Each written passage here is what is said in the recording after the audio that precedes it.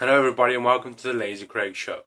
Today I'm going to talk about the Denmark national team, the circus involving Paul Pogba and more. The Lazy Craig Show presents Friday Night Football. First of all, I am going to say that I will be changing the font on my thumbnail picture and the intro video. I have been informed that it's probably a bit uninviting, to be honest. I chose that font because I thought it looked cool, but apparently it looks a bit too gothic and uninviting, so I will be changing it, but I'm having problems with my Photoshop. I'm trying to resolve. It's also why I've only done one other video this week as well, because I don't want to go back to not using good pictures for my thumbnails. So I'll be as soon as I sort that out, I'll be making good pictures again. First of all, I'll talk about Paul Pogba, who in an interview the other day said that right now he's under contract at Manchester United and who knows what will happen in a few months, which has actually really annoyed me, because he can't just say, I'm at Manchester United, that's my club, that's the end of the story. No, he has to say, who knows what will happen in a few months. The circus surrounding him is absolutely ridiculous. He needs to change his agent very quickly, because Mino Raiola is nothing but a piece of shit. And Pogba needs to concentrate on playing football instead of the stupid, idiotic comments he's constantly making. Mourinho made him captain, for Christ's sake, and he still made comments after the game. You know, it's absolutely ridiculous. Pogba needs to buck the fuck up, and it's getting to the point where I honestly don't like him anymore. And if we were to sell him, I would not be sad at all. I used to love Paul Pogba. I was so happy when he joined again, and I was looking forward to seeing him actually dominate. But the fact is, his performances, I'm sorry, but his performances haven't been good enough for the price we paid for him and for the quality that we should expect. I'm probably coming to the realisation that besides a fantastic pass when he cares to make it, he has little to offer. It's really getting to the point where he is disrespecting the club far too much. And he needs to go. He honestly needs to be sold, I think, because it's ridiculous now. We'll get a good amount of money for him if we sell him, but I do think we need to, because it's always going to be like this. He's an immature little shitbag, and he's never going to change. And he also said that he always gives 100%. It doesn't matter who the manager is, which is bullshit, because he didn't give 100% against Tottenham. No, not against Tottenham, against Brighton. So how is he saying he always gives 100% when he very clearly didn't, and admitted he didn't give 100%? He's an absolute bellend, I'm not going to lie. I want him gone now, because it's just creating too much of a circus around the club. Now, obviously, we're Manchester United, we're the biggest club in Britain, biggest club in the world as well, no matter what anyone says. So we're always going to have the press, the media, and all them idiots foaming at the mouth for stories about us, making things up all the time, whatever. But Pogba is making it so that the story's always about us and always about him, because he clearly has this insane love to get into the media. He needs to be the centre of attention at all times. And that's not the kind of player we need at the club. No player is bigger than Man United. I said it about Anthony Martial. I'm saying it about Pogba. No player is bigger than United. We saw Beckham. We saw Ronaldo. We've gotten rid of players in the past. We got rid of Van Nistelrooy, for Christ's sake, and he was amazing for us. It's about time that Pogba goes. I definitely won't be sad to see him go. I mean, if you asked me at the beginning of the transfer window, would I want him sold? I'd have said no. And I would have been upset if he left. But now I'm just sick of it. I'm absolutely sick of the circus. And he's creating it himself. He's not even it's not even that it's being made up anymore. It's that he's constantly creating it with the interviews. And and with he chooses his words this way. Like you can choose not to say anything like that. You don't have to say in a few. We'll see what happens in a few months. You say I'm under contract to Man United. I'm playing for them. I love Manchester. But because apparently one of the main reasons he wanted to come back was because he sees himself as a mank. Well, you're definitely not a mank. You're a twat. That's all you are. You'll never be a mank. You clearly don't love the club. You're clearly there for a paycheck, and that's it. Because he's upset about Sanchez earning more as well. It's stupid. Honestly, hope we get rid of him. If we get rid of him in January, and even if we get rid of him in January and our season suffers, that's fine, to be honest, because we just need to get rid of him. We need this harmony back in the team, and he's very, very disruptive of the harmony, I think, by doing this. He's saying this stuff against the club also. Look at Luke Shaw. There were public reports of Luke Shaw not being liked by Mourinho. He wasn't playing at all. And what did Luke Shaw do? Did Luke Shaw go whinging to the media, crying his eyes out about it? No. He bucked up. He set himself forward. He pushed himself, and now he's reaping the benefits. He started all 4 of our games so far, and he's done amazing in all of them. He's been our best player so far this season, and the only one who's truly putting in 110%. And Pogba needs to look at him as an example as to what he should be. And Shaw's younger than him as well, I think, by like a year or two. So the fact that he's clearly a lot more mature says everything you need to know. Pogba's just a dick and needs to go. But that's enough about Pogba, because the Pogba stuff actually really annoys me. I'm genuinely getting sick and tired of seeing it. What we'll do is we'll talk about Denmark. And I say Denmark, I mean the national team. If you've heard anything about Denmark national team in the past week, then you will know that they had a disagreement with the Danish Football Federation, the DFB, I think it is, and where it was all to do with sponsorship, where they weren't wanting to be the faces of sponsorship deals that would contradict or go against their current sponsors. Because obviously a lot of players have individual sponsorships. So say like one of them, I'm not sure what sponsors they've got, but for instance, if one of them is sponsored by Pepsi, and say Pepsi because Pepsi's superior to Coke, I mean, and nothing will ever change my mind because Coke tastes like shit. And Pepsi is like heaven, so trust me. But yeah, it's like if one of them was sponsored by Pepsi, but the Danish Football Federation wanted them to do an advert for Coke, it would directly contradict the sponsorship they have with Pepsi, and it wouldn't go well for them. So they had a massive disagreement with that. So the entire first team was struck. They weren't going to play because obviously the UEFA Nations League started this week, and it is, if they didn't play, they would have actually been disqualified from qualifying for Euro 2020. So they had to field a team. But because they said that none of their players were allowed to play because of this this disagreement, they had to bring up players from the 3rd, 4th and 5th divisions and futsal players, which are the ones who do football indoors, I think, which is a lot smaller, a lot easier, a lot less rigorous. So they had to do that, and they ended up losing 3-0 to Slovakia, which is a lot less than I thought it would. And you know, the team was made up of people like who actually like have proper jobs and stuff. I can't remember the jobs, but there was a whole bunch of them. Like one of them's a YouTuber. One of them, I don't know what jobs they got, to be honest. I only remember one was a YouTuber. But they all got normal day jobs, so they're not even full-time professionals. They're amateurs at best. And so they lost 3-0.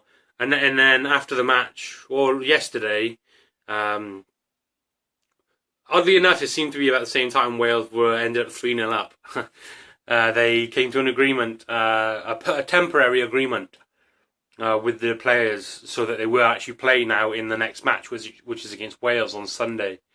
Now, I'm Welsh, so last night's result against Ireland made me very happy. We won 4-1. Ryan Giggs is our new manager, and now that he won his first game in charge 4-1, we need to give it to Giggsy to the end of the season at Man United, because he played free flowing attacking football. I didn't watch the whole match because I was watching the movie with my wife. I wanted to watch the match, but then I kind of weighed the pros and cons against it, and I decided, you know what, I'd rather watch a movie and not get any hassle from the wife, because she has problems for staying awake. She's falls asleep way too early, so I figured if I can at least watch something, she'll fall asleep by half time, then I can watch the second half. So I watched some of the second half, and I was very impressed with what I saw, actually. We were still going at it, like even with like 15 minutes left, we were still going at it a lot. We were trying to get more goals, and we came close quite a few times. It's crazy. We're playing way better than we did under Chris Coleman, I'm not going to lie. So I'm looking forward to the Denmark game. I'm definitely watching the Denmark game. There's no way I'm missing that. Although it's a bit earlier in the day, I think, so I wouldn't be watching stuff with my wife at that time anyway. So I'm really looking forward to the Wales-Denmark game. Now that Wales will actually be playing against the full team, the senior team, it might be a little bit harder, but hopefully we will still do well. I mean, we beat Belgium a few years ago in Euro 2016 after all. So hopefully we'll do well, because I'd like to see us qualify for Euro 2020 and maybe get to the final this time. It'd definitely be nice, to be honest, because getting to the semis of Euro 2016 was absolutely incredible, and it made me so happy. I watched every game at my local pizza place. I didn't eat pizza though. I did drink beer and ate chicken. Some like chicken strips in breadcrumbs with some chips for every game as well. So they always expected me there for the games, and I always got my friend to go with me as well. So I had a good time there. So hopefully we get 2020. I was disappointed we didn't qualify for the World Cup. But, you know, we'll see what happens. Because this UEFA Nations League, it's a complicated and convoluted thing, to be honest, where, like, the winner from each group can qualify for the Euros, or they can have a chance of qualifying. Because they're like the four leagues, like A, B, C, and D, and then 4 leagues in each. No, then 4 groups in each league. I think. I don't know. I haven't really looked into it properly because it seems so pointless and so complicated. But there is a chance to qualify for the Euros. So if you do well enough in the UEFA Nations League and you don't qualify for the Euros via the qualifying that will end up happening in 2019, then you can have a chance of going through anyway, which will be good. Because if we don't do well in qualifying, then we can try and qualify for this if we win the group, obviously. The whole UEFA Nations League is weird anyway. Apparently all 6 games will be played before December. So it's going to be quite a quick thing. Very short, just to have something to do, I think. I think it's just something they're going to be doing where qualifying isn't happening. So, yeah, but yeah, hopefully Wales will go through. England, I'm not sure. I think they're playing Tuesday against... I don't know. I did look, actually. I checked before I came to film to make sure they hadn't played yet. I think it begins with S. I'm not sure. I don't know. But yeah, I'm looking forward to the game Sunday anyway. But the thing is, with this UEFA Nations League now, it does mean two weeks without Premier League football, which sucks.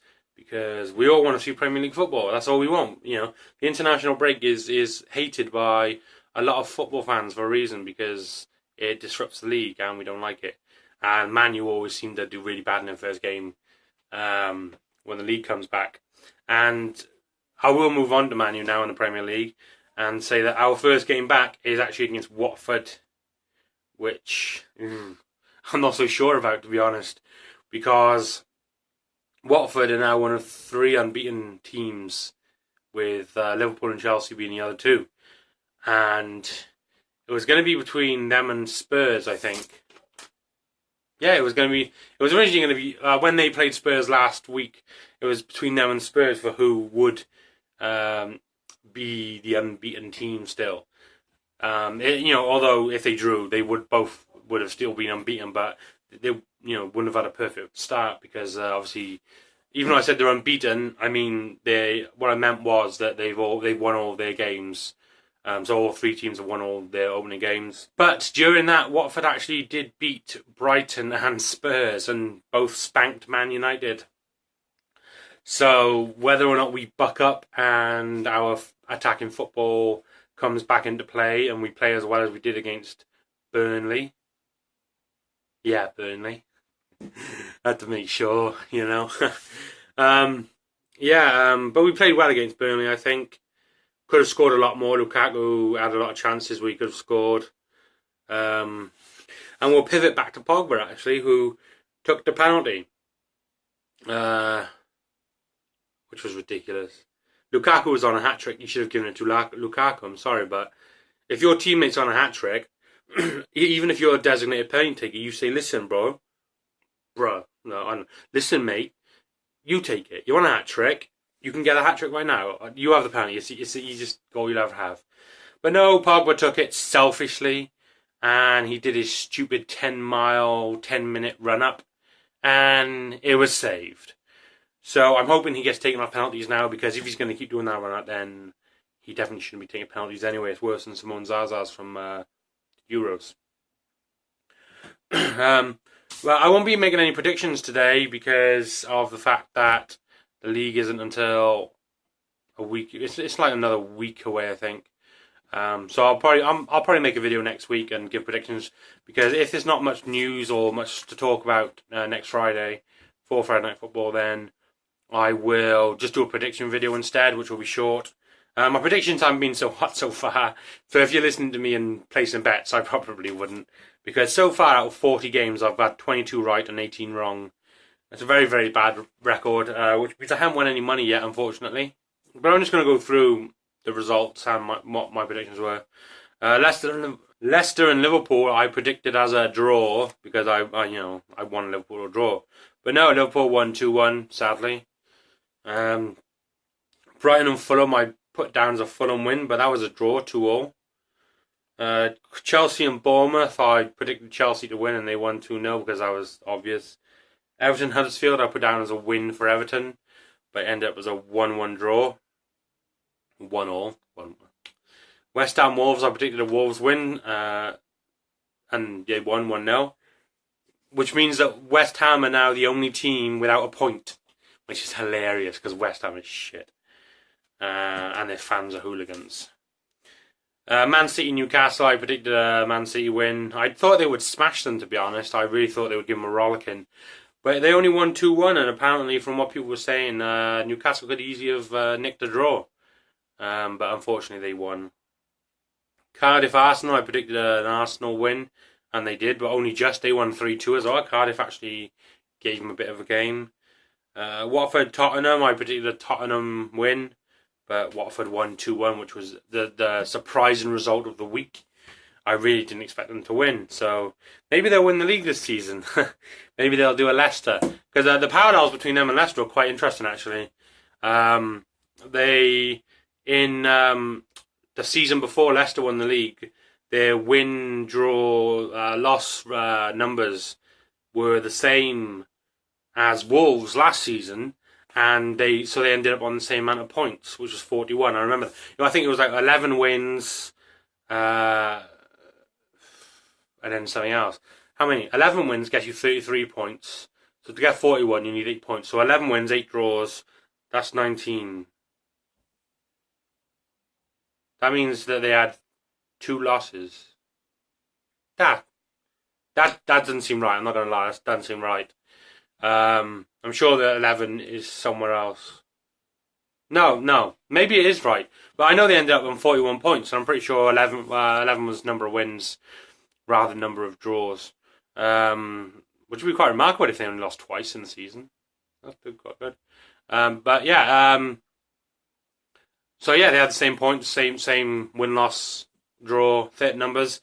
So maybe they'll win the league this season. Maybe they'll surprise everyone. It would be quite crazy if Watford won the league, to be honest. I mean, Leicester winning it was crazy enough. If Watford win it, that'd be even crazier. Obviously, I did mention the Man U result because I already talked about that. But I'm not making any predictions today. Again, this video is way longer than I thought it would be. I thought it'd be like 15 minutes or something. But no, I ramble on a lot. Sorry.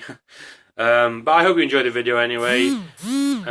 Let me know. Sorry, my phone just vibrated. If that stays in, then you'll hear it. I mean, if it happened while I was talking, I'm sorry. I really should turn the vibrate off when I record. But yeah, watch my previous videos. Let me know in the comments below what you think of the UEFA Nations League and Pogba. And obviously, like, subscribe, and I hope you have a good day. Bye.